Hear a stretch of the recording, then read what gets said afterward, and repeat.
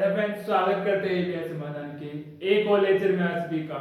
आज हम जो चर्चा करेंगे एल्यूमिनियम नाइट्रोजन बंध युक्त कार्य धातु यौगिकों के बारे में चर्चा करने वाले हैं। यह जो टॉपिक है, यह जो लेक्चर है, आपके प्रीवियस लेक्चर के साथ जुड़ा हुआ है। ठीक है, तो आशा करेंगे आपने उस लेक्चर को आपने अच्छे से देखा होगा। अगर हम बात करें, ये जो लेक्चर है आपके सभी प्रकार के कॉम्पिटिटिव एग्जाम और कॉलेज स्तरीय एग्जाम के लिए बेहद महत्वपूर्ण होने वाला है। इस लेक्चर को आप बिना स्किप किए अगर अंत तक देखते हैं, इस टॉपिक से रिलेटेड आपको किसी प्रकार का कोई भी डाउट नहीं रहने वाला है। चलिए शुरू करते हैं हम आज का लेक्चर। अगर हम बात करें प्रीवियस टॉपिक से ही अगर बात करते हैं एल्यूमिनियम के हम कार्य धातु यौगिकों की बात करें, तो मैंने कहा था जो एल्यूमिनियम हो, एल्किल एल्यूमिनियम, या हम बात करते हैं मिश्रित एल्किल एल्यूमिनियम की बात करते हैं, वे प्राथमिक एमीन या द्वितीय एमीन के साथ क्या करते हैं, लुईस अम्ल की तरह व्यवहार करते हैं और उप सहसंयोजक यौगिक बनाते हैं। जब आप इनको गर्म करते हैं तो यौग उत्पाद के रूप में ये एक एल्केन अणु को खोकर ओलिगोमर बनाते हैं, जिसके अंतर्गत एल्यूमिनियम नाइट्रोजन और एल्यूमिनियम बंध पाया जाता है, जिसमें नाइट्रोजन के एकाकी इलेक्ट्रॉन युग्म के साथ यह संयोजी रूप से जुड़ते हैं। ठीक है, देखिए अगर हम बात करते हैं यह, या अगर हम बात करें, हम बात करते हैं एल्किल एल्यूमिनियम, या अगर हम बात करते हैं मिश्रित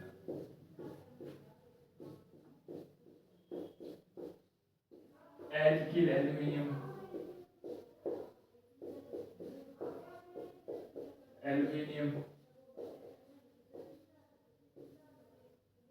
क्रिया करते हैं किससे, प्राथमिक एमीन या द्वितीयक एमीन से।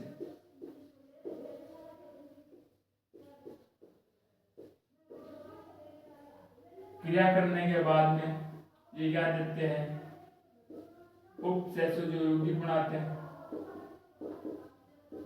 संयोजक यौगिक, जिसको आप अगर गर्म करेंगे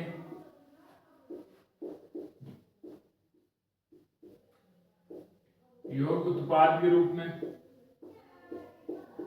यह क्या करेंगे, एक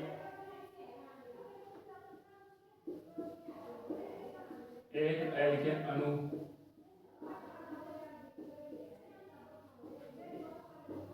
खोकर ओलिगोमर बनाते हैं। जिसके अंतर्गत हम बात करें तो आपको कुछ इस प्रकार से नाइट्रोजन एल्यूमिनियम, जिसमें नाइट्रोजन के एकाकी इलेक्ट्रॉन युग्म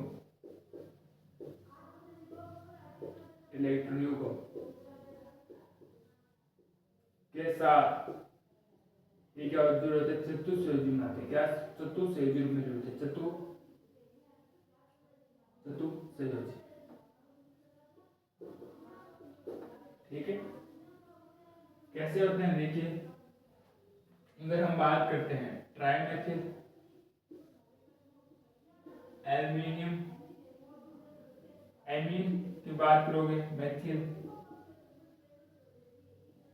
एक जुड़े होते इस प्रकार से एल्यूमिनियम मेथिल समूह,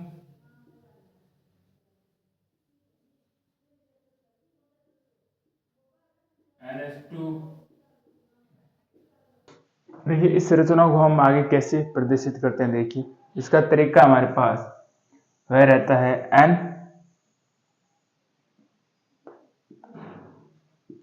3 मेथिल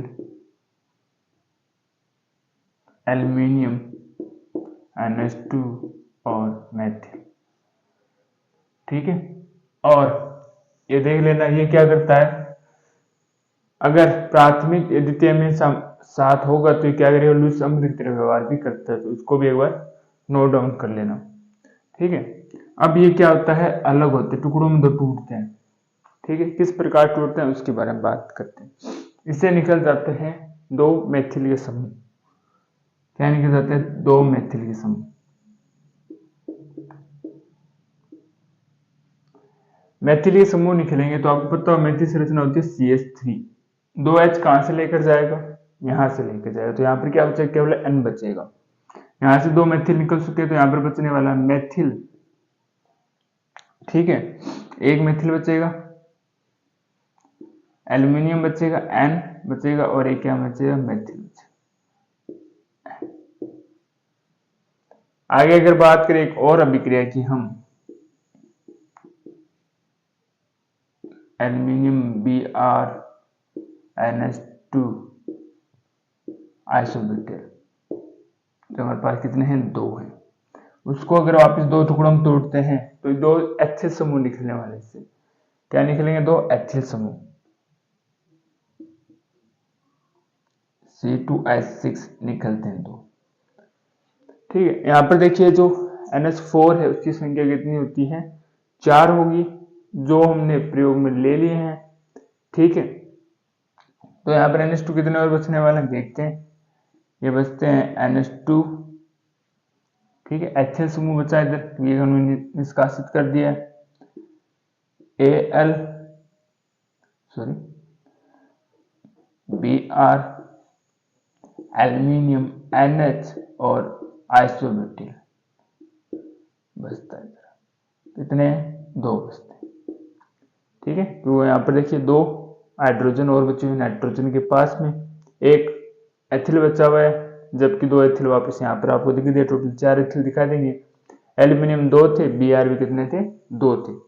अब अगर हम बात करते हैं, अगर कोई संरचना द्विलक रूप में है, द्विलक रूप में क्या हो? अगर कोई द्विलक रूप में क्या हो? Al2N2 हो, तो उसकी जो संरचना होती है वो क्या होती है? वलय के रूप में होती है। किस प्रकार से? देखिए,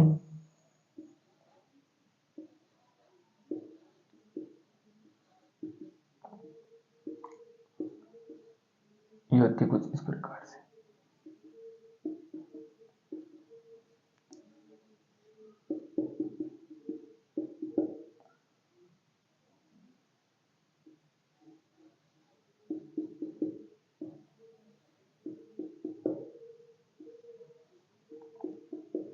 ठीक है, कोई अगर चतुष्फलक के रूप में हो, क्या हो? अगर चतुष्फलक के रूप में हो, क्या? Al4 और NO2 तो उसकी जो आकृति होती है वो एक घन के रूप में होती है।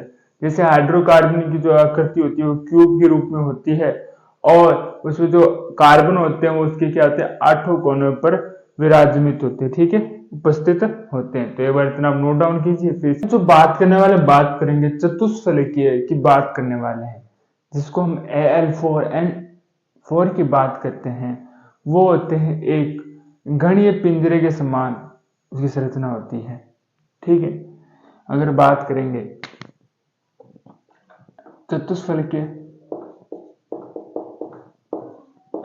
हम बात करेंगे Al4 की बात करते हैं, वो होते हैं घनीय पिंजरे के समान उसकी संरचना होती है संरचना। जैसे अगर हम बात करते हैं हाइड्रोकार्बन की, जैसे उसकी क्यूबेन की संरचना होती है जिसमें 8 कार्बन उसके कॉर्नर पर होते हैं, उसी प्रकार से संरचना होती है। अगर इसकी संरचना की अगर हम बात करें, कुछ इस प्रकार से आप इसकी संरचना बना सकते हैं एक घन पर। ठीक, इसके जो घन होता है वहां पर आप इस प्रकार से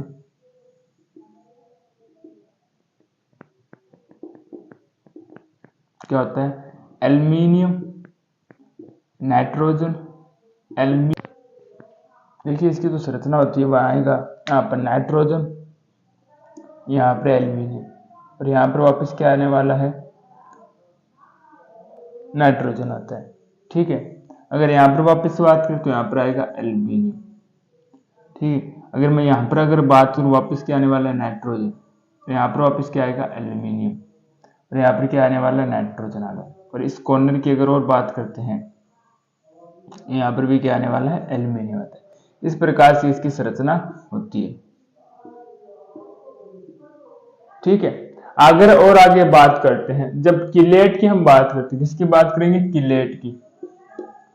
किलेट होता है ना वो एमिनो के साथ 1 लाख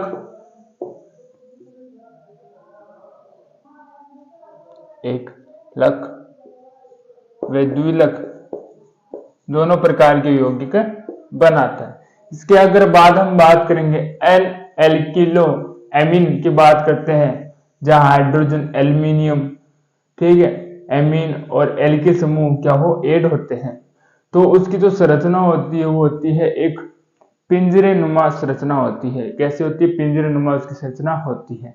जैसे अगर आप देखेंगे 6 से जो 8, इसमें जो कार्बनिक संख्या होती है वो क्या होती है? 2 से 35 तक सभी पिंजरे नुमा संरचना होती है।